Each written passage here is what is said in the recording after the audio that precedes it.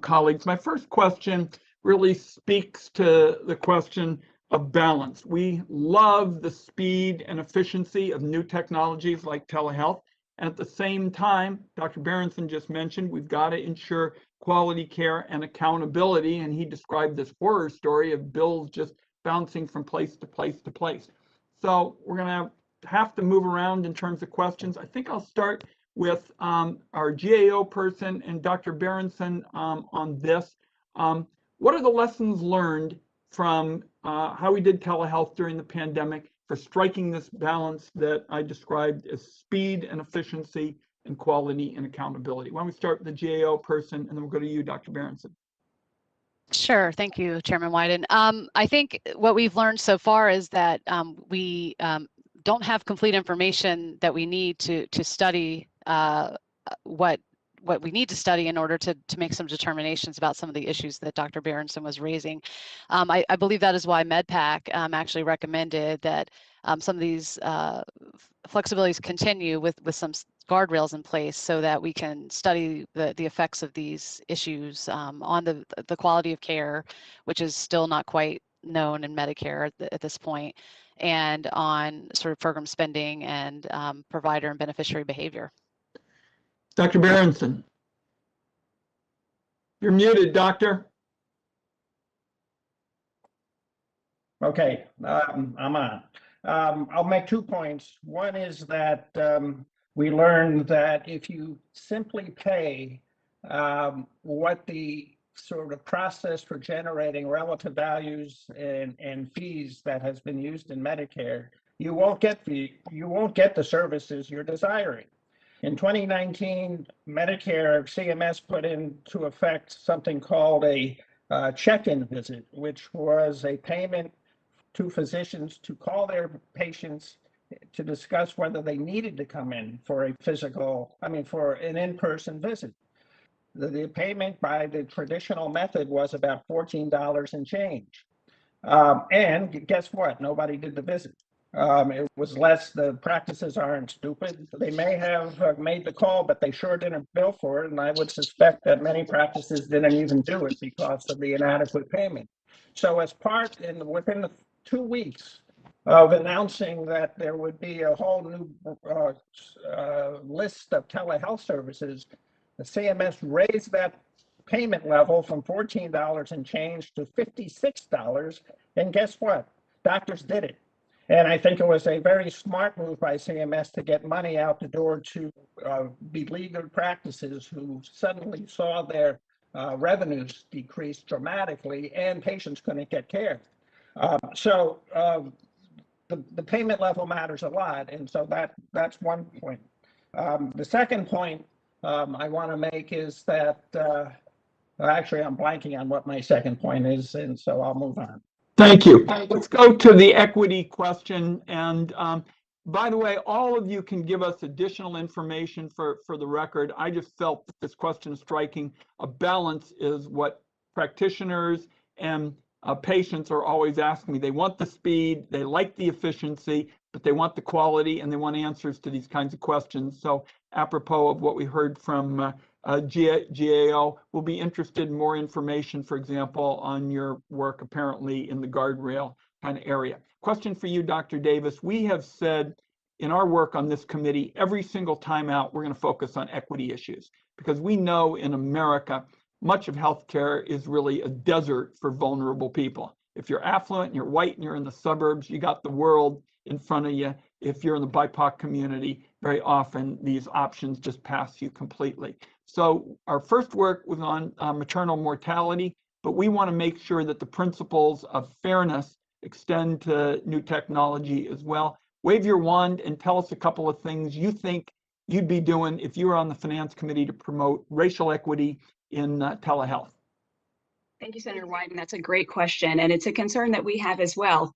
From what we've seen from the pandemic is that there has been unequal access, and the communities that have been most likely to access telehealth have been whiter, richer, more urban, and with more access. And so I think the first thing is really, as we are exploring and expanding telehealth, really being sure to make sure that the data that we collect is stratified by race, ethnicity, gender, language, and other key factors, making sure that we are taking customer and patient reviews into account as we are expanding outward, and then also continuing to invest in infrastructure, in broadband for our rural communities, for our underserved communities, making sure that they continue to have access so that we are not inadvertently creating a two-tiered system where some have access to in-person and some only have access to telehealth. Very good. I'm over my time. Senator Crapo. Thank you much. Thank you very much, Mr. Chairman. I'll start with you, Ms. Farb. The waivers have clearly been successful in increasing patient access. The impact of telehealth on the quality and cost of care is more complicated to measure, as you've indicated. Focusing on the quality part of the equation, what metrics do you use to measure the quality of telehealth services, including in comparison to in-person care? Well, Chairman Crapo, Senator Crapo, sorry. Thank you for that question. Organizations like the NCQA and NQF have been working during the past year to retool their quality measurement sets and the frameworks that they use to develop quality metrics specifically for telehealth. The key areas that NQF has noted include things like the timeliness of care, which obviously, you know, telehealth may have an advantage in that regard. How well it encourages care coordination and patient empowerment and engagement. So there's a number of different metrics and sort of categories of metrics along which the quality organizations are suggesting telehealth be measured. We at GEO have not yet looked into specific quality measures for telehealth yet. We've been asking about that as part of our ongoing work to try to understand how providers and others are viewing that. All right, thank you. And Dr. Murali, it seems the ideal way to deploy telehealth is for a physician working with the patient to decide which care modality works best for each patient visit. But payer policies related to billing, documentation, and payment play a large role in the extent that providers offer telehealth. Understanding that physicians provide the same level of patient care regardless of the type of insurance, is telehealth more feasible in a capitated payment arrangement? You're muted. Oh, there you go. Senator Crapo, thank you very much. Absolutely. Transactional fee-for-service does not help people to innovate because it's transactional. If you need transformation, you need prospective payments. Capitated payments allow the physician groups to focus on what's important, as well as invest in the infrastructure required to provide optimal telehealth that is integrated in the electronic medical records. As shared in my documentation, presently physicians have worked as heroes. They do the video chats, the e-coms, as well as all of the transaction while they're doing telehealth, but the systems are not optimally designed to get efficient care. So if you want to get the efficient care and the adoption at a much higher rate, that's absolutely necessary, and you're right on. No, thank you. And Dr. Berenson, could you comment on the same question? Agree. Again, you're muted. Oh, I don't know who's muting me. In any case, I agree very much with Dr. Murali. Capitation doesn't, the problems that I described in fee-for-service, where you have all these rules and requirements as to the circumstances that you have to follow in which you can bill. In my practice, I found often a 2 or 3 minute phone call follow-up the week after I either made a tentative diagnosis or changed the medication was the proper way to follow up with a patient, yet that wouldn't qualify for payment under fee-for-service. With capitation, you've got essentially an account that can be deployed to appropriately use capitation without artificial rules and regulations.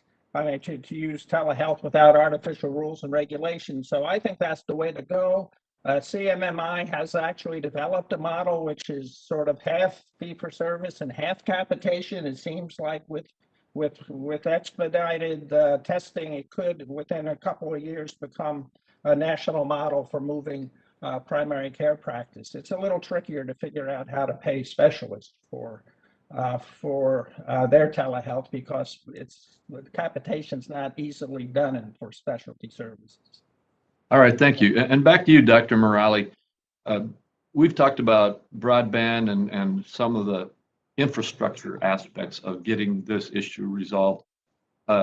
You stated that telehealth was a fundamental element of caring for patients in rural Wisconsin even before the pandemic. And can you speak to how Marshfield Clinic made the necessary investments in infrastructure and physician training to make that possible? Yeah, so some before the pandemic, some during the pandemic. Before the pandemic, we invested on optic fiber cables along with our communities, roughly $250,000 in Marshfield, to expand the capacity to provide that service, invested in a standalone data warehouse, as well as focused on trying to get the intelligence required for providing good care with quality and outcomes that are measured. In addition to what needs to be done, so if you want to provide tele-stroke coverage or ER coverage, or you want to do hospital at home, you need to invest in equipment and platforms that translate to roughly about $4.5 million a year for us as a health system. And so we've been doing that without any concern because there is no way to optimize labor of difficult to recruit physicians and provide the care in populations that are less than 2,000 in a 45,000 square mile geography. And so Thank you very much. Absolutely out of necessity. Doctor, thank you. With 26 senators waiting to ask questions, we are going to move quickly. Senator Stabenow. Well, thank you very much, Mr. Chairman. And, I've been smiling this morning as I'm thinking back to